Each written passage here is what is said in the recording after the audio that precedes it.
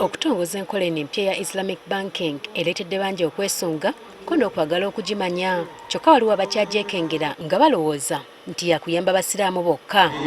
Kyokka omukugu mu nkola eno Sulaiman Walugembe atubulidde nti enkola eno teriiko kkomo ku ddiini ya muntu kasitaba ng'atuukiriza obukwakkulizo bwayo. Banka ya buli muntu yenna, buli muntu yenna ayina kyakola nga tekikontana na ddiini ya Busiraamu. Ng'era bwe kiba mu banka endala, okuganyulwa mu nkola eno olina okusooka okufuna akawunti mu banka eno eya Salaamu, banka yokka eyakafuna olukusa okuddukanya enkola eno mu Uganda. Asuubira okukolagana naffe, kyensooka omuyita gyagulewo akawunti. Bw'amala ogiggulawo sigiggulawo girekaayo nti nataddeko emitwalo 2 gyeri eyo wayite emyezi 6 gye bagambe njagala takisi. Tandika ogitambuza, sitole yo gitugambe. Banka eno kuwa ebbanja erina okusooka okutunula mu byafaayo by'enfunayo, kyokka olw'okuba enkola eno ekyali mpya mu Uganda era nga mpaawo banka ndala zigirina, Abasalaamu bakkiriza ebiwandiiko ebivudde mu banka endala. Allah yatugaana okuwa omuntu ssente atasobola zikozesa.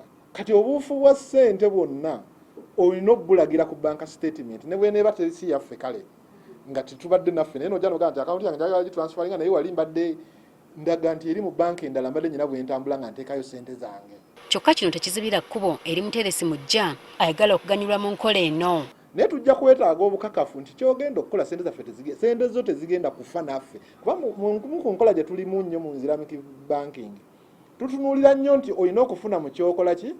Mu kyokola. Twagala nnyo ofune mu kyokola. Mu nkola eno omuntu eyeewola ssente taweebwa nsimbi nkalu.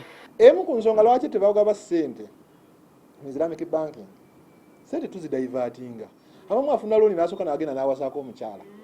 Nga banka endala ne mu nteekateeka eno mulimu emisingo egisabibwa okwewala obukumpanya. Tuyinza okugaa nti kati ffe tugenda kusigaza endagaano eno oba ekyapa kino kyekigenda okukola nga security yaffe. Bw'ojja n'otukakasa nti njagala kugula takisi tujja kubuuza naye ssente zaffe zidda zitya, ki kye tulina security eraga nti ssente zino bwe tuzikuwa enkya toobule.